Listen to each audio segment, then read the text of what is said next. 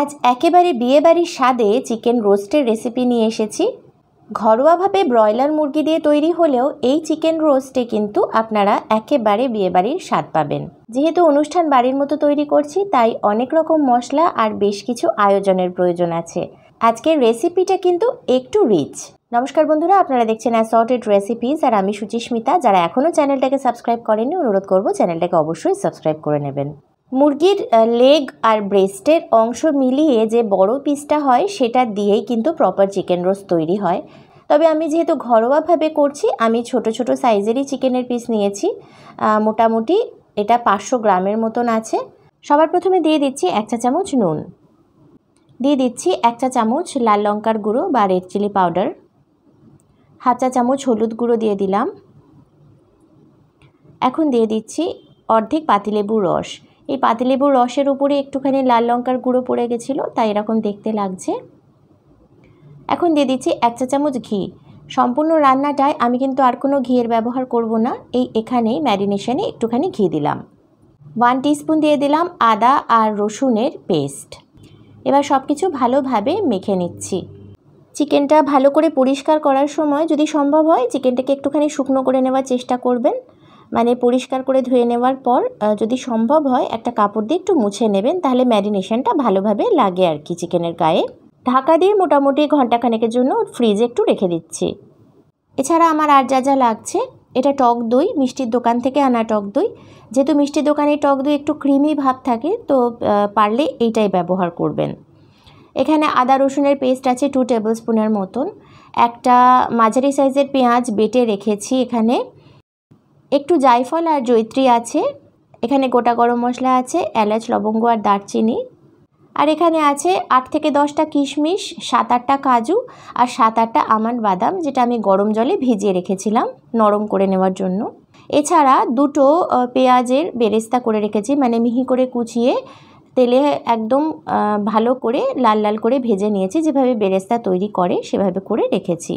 আচ্ছা, রান্নাটা একটা ছড়ানো পাত্রে করলে ভালো হয়, তাই আমি এরকম একটা ছড়ানো ডেকচির মতন প্যান নিয়ে নিয়েছি। খানিকটা সাদা তেল দিয়ে রেখেছি আগে থেকেই, মানে এই তেলটাতেই আমি পেঁয়াজটা ভেজে তুলে নিয়েছিলাম, সেই তেলটাই ব্যবহার করছি। ঘণ্টাখানেক পরে আমি রান্নাটা শুরু করেছি। ম্যারিনেশনটা ঠিকঠাক হয়ে গেছে। এখন এই চিকেনের পিসগুলো খুব বেশিক্ষণ না, মোটামুটি 1 থেকে 2 মিনিটের মতন এপিট ওপিট করে একটুখানি হালকা করে ভেজে তুলে নেব। প্রথম 1 মিনিট ফ্লেমটা হাই রাখার চেষ্টা করবেন বন্ধুরা, তাহলে চিকেনের যে ময়েশ্চার কন্টেন্ট থাকে সেটা চিকেনের মধ্যে লক হয়ে যায়, ফলে চিকেনটা জুসি থাকে। 1.5 থেকে 2 মিনিটের বেশি কিন্তু কোনোভাবেই ভাজবেন না। আমরা এটাকে ভাজছি না, আসলে আমরা জাস্ট একটু নাড়াচাড়া করে নিয়েছি, এই আর কি। অবশিষ্ট তেলে প্রথমে গোটা গরম মশলা ফোড়নে দিয়ে দিচ্ছি, আর যে জয়িত্রীটা ছিল সেটাও দিয়ে দিচ্ছি। আচ্ছা, আপনারা চাইলে জায়ফল আর জয়িত্রীটাকে গুঁড়ো করে নিয়ে ব্যবহার করতে পারেন। আমি এভাবে করেছি, এভাবে করে দেখবেন কোনো অসুবিধা হয় না। 2টো বড় সাইজের পেঁয়াজ মিহি করে কুচিয়ে নিয়েছি, সেটা এবার এই তেলে দিয়ে দিলাম। পেঁয়াজগুলো একটুখানি লাল লাল করে ভেজে নেব প্রথমে। পেঁয়াজ ভাজা হয়ে গেলে এর মধ্যে আদা রসুন যে বাটা রেখেছিলাম সেটা দিয়ে দিলাম।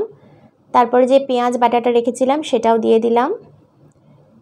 1/2 চা চামচ দিয়ে দিলাম জিরে গুঁড়ো, 1 চা চামচ দিয়ে দিলাম রেড চিলি পাউডার বা লাল লঙ্কার গুঁড়ো, 1/2 চা চামচের মতো দিয়ে দিলাম গরম মশলা গুঁড়ো,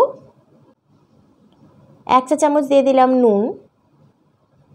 এবার সব কিছু খুব ভালোভাবে মিশিয়ে নিচ্ছি।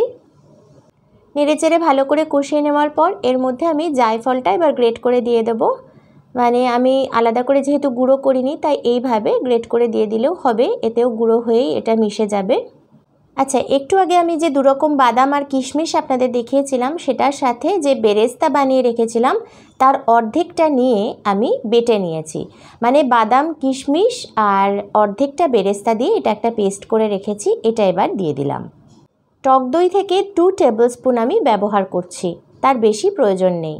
আচ্ছা, একেবারে অনুষ্ঠান বাড়ির মতন স্বাদ আনতে গেলে কিন্তু টমেটো কেচাপ ব্যবহার করতে হবে। আমি এখানে 2 টেবিল স্পুনের মতন টমেটো কেচাপ দিয়ে দিলাম।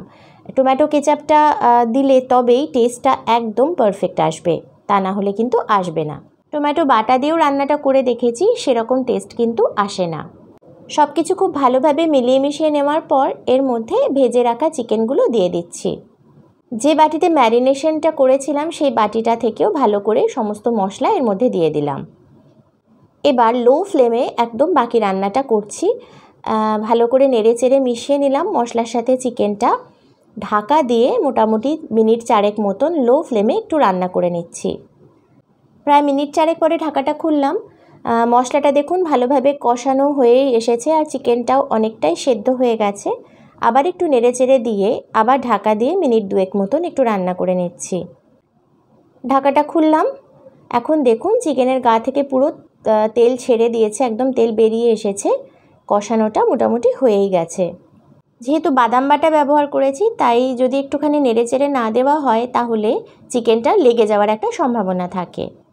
যে বাটিটাতে বাদাম বেটে রেখেছিলাম সেই বাটিটা ধুয়ে অল্প একটু জল দিয়ে দিলাম, কারণ এই বাটির গায়ে অনেকটা বাদাম লেগেছিল, তো সেটা আমি নষ্ট করলাম না, অল্প একটু জল দিয়ে দিলাম। যদিও এই রান্নাটায় জল পড়ে না, একদম দুধে রান্না হয়।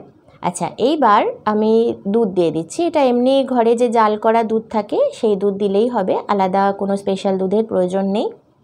আপনারা যতটা গ্রেভি করতে চান সেই মতো দুধ এর মধ্যে দিয়ে দেবেন, মানে সেই পরিমাণ দুধ দিয়ে দেবেন। চিকেনগুলো যাতে ডুবে যায় সেই পরিমাণ দুধ দিলেই যথেষ্ট। ঢাকা দিয়ে লো ফ্লেমে আবার মিনিট 3 মতন একটু রান্না করে নিচ্ছি। ঢাকাটা খুলে দিলাম আর দেখুন বন্ধুরা, গ্রেভিটা পুরোপুরি তৈরি হয়ে গেছে। রান্নাটার একদম শেষ পর্যায়ে আমরা চলে এসেছি আর কি সুন্দর একটা গোল্ডেন কালার এসেছে, যেমন রোস্টের কালার হয় আর কি।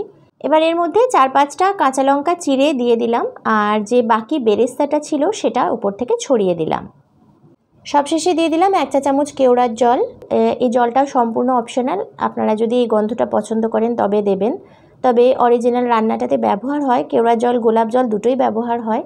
আমি এখানে শুধুই কেওড়া জলটা দিলাম। ভালো করে নেড়েচেড়ে মিশিয়ে নিয়ে স্ট্যান্ডিং টাইমে রাখছি মিনিট 10 মতো, আর তারপর এটা সার্ভ করে দিয়েছি। দেখুন বন্ধুরা, দেখতে কতটা সুন্দর হয়েছে, একেবারে পারফেক্ট। আর যে সুন্দর একটা অ্যারোমা আমার রান্নাঘরে ভরে গেছে সেটা তো আমি আপনাদের বলে বোঝাতেও পারবো না।